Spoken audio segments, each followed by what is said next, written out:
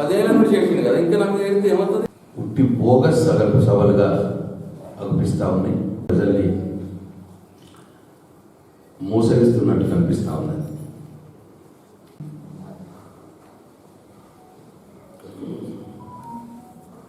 ఆరు గ్యారెంటీలు 420 హామీలు 100 రోజుల లోపలనే అమలు చేస్తానని చెప్పిండు. ఇప్పుడు 400 రోజులు దాటిపోయింది. సంవత్సరం మీద 1 నెల 13 నెలలు దాటిపోయింది. ఇంకా హామీలు అమలు అవుతలేవు. అందుకే ఇప్పుడు ప్రజాపాలన గ్రామ సభలు జరుగుతున్న సందర్భాన్ని ఉపయోగించుకోమని చెప్పి నేను రైతన్నలను కోరుతా ఉన్నా, నా అక్కా చెల్లెల ఆడబిడ్డలను కోరుతా ఉన్నా, విద్యార్థిని యువకులను నేను కోరుతా ఉన్నా. ఈ గ్రామ సభల్లో కాంగ్రెస్ పార్టీ రేవంత్ రెడ్డి ఇచ్చిన హామీలు అమలు చేయమని చెప్పి ఈ గ్రామ సభల్లో అధికారులను నిలదీయండి. నేను నా రైతులను కోరుతా ఉన్నా, ఎలాంటి అంశం లేకుండా 2 లక్షల రుణమాఫీ చేయాలని చెప్పి గ్రామ సభల్లో అడగండి, అధికారులను అడగండి. పచ్చిగా మోసం చేయడం, సంవత్సరం నుంచి మోసం చేస్తా ఉన్నాం. ఇంకా ముందు కూడా మోసం చేయడానికి ఈ రేవంత్ రెడ్డి ప్రభుత్వం ఆడుతున్నటువంటి డ్రామా ఈ ప్రజాపాలన యొక్క గ్రామ సభలు అని చెప్పి టీఆర్ఎస్ పార్టీ భావిస్తా ఉన్నది.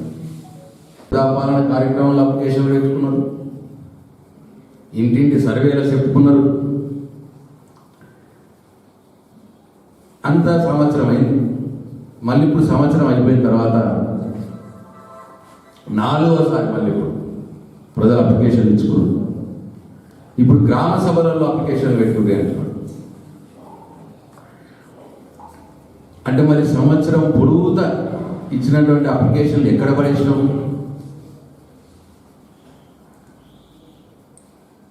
అంటే మళ్ళా ఇప్పుడు అప్లికేషన్లు ఎందుకు అడుగుతున్నాం 4వసారి? ఎందుకంటే సర్పంచ్ ఎంపీటీసీ ఎన్నికలు ఉన్నాయి కాబట్టి మళ్ళా ప్రజల్ని ఆశల్లో ఉంచడానికి, ప్రజల్ని ఆశల్లో ఉంచి వాళ్ళ ఓట్లు మళ్ళీ ఒకసారి తీసుకోవడానికి సర్పంచ్ ఎంపీటీసీ ఎన్నికల్లో మళ్ళా ఇప్పుడు గ్రామ సభల అప్లికేషన్ పెట్టుకున్నాడు. అంటే కేవలం ఈ సర్పంచులు ఎంపీటీసీ ఎన్నికలు గడపడానికి, దాటేయటానికి, వాటి కోసమే ఆడుతున్నటువంటి డ్రామా ఇది. గ్రామ సభలు ఉట్టిట్టే కాంగ్రెస్ కార్యకర్తలు చెప్పిన వాళ్ళకే ఇండ్లు వస్తాయి, రేషన్ కార్డులు వస్తాయి అన్న మాట కాంగ్రెస్ పార్టీ ఎమ్మెల్యేలే చెప్తా ఉన్నారు బహిరంగ సభల్లో. నాగర్ కర్నూలు కాంగ్రెస్ పార్టీ ఎమ్మెల్యే ఇక ఏమన్నాడో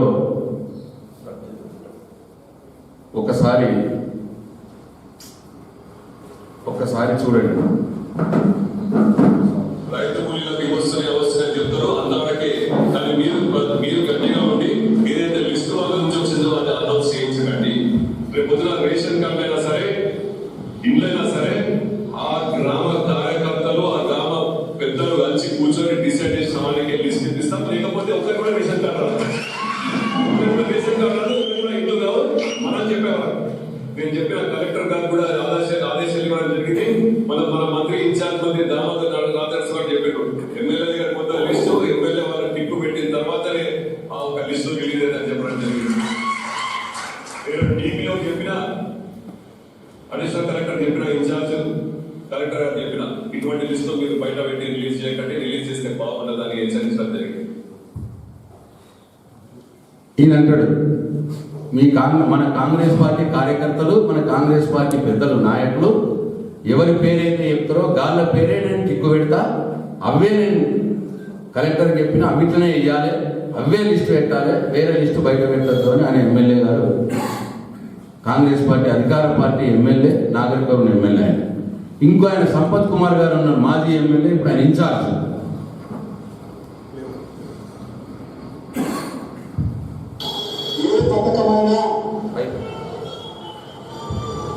ఆ ఊళ్ళో ఉన్న కాంగ్రెస్ కార్యకర్తల చేతుల మీదనే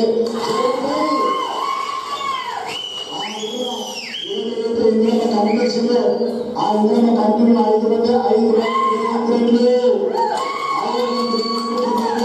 5 మంది సంపత్ కుమార్ మీద వాడుకోవడం కావచ్చు, లేదంటే గ్రామ కార్డు కావచ్చు, మీరే రేపు ఇల్లు వచ్చినా, పెన్షన్ వచ్చినా, రేషన్ కార్డు వచ్చినా, ఏది వచ్చినా మీరే. అది కాంగ్రెస్ పార్టీ కార్యకర్తలే ఏ చెప్తే గదే చేస్తాం మేము, రేవంత్ రెడ్డి చెప్పిండు అన్న మాట సంపత్ కుమార్ గారు మాట్లాడుతున్నారు.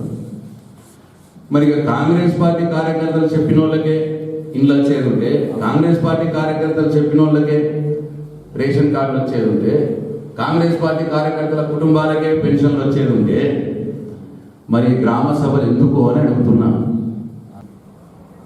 ఇంకా ఏడు ఆపేసి మీరు అధికార పార్టీ ఇన్ఛార్జ్, ఈ రాష్ట్రంలో మీ కాంగ్రెస్ పార్టీ అధికారంలో ఉన్నది.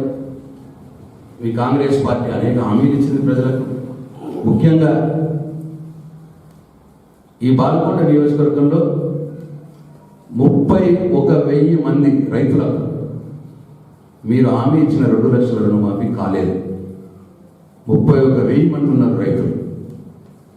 ఆ 31,000 మంది రైతులకు మీరు హామీ ఇచ్చిన 2 లక్షల రుణమాఫీ చేపియండి మీ ముఖ్యమంత్రి గారితో చెప్పి.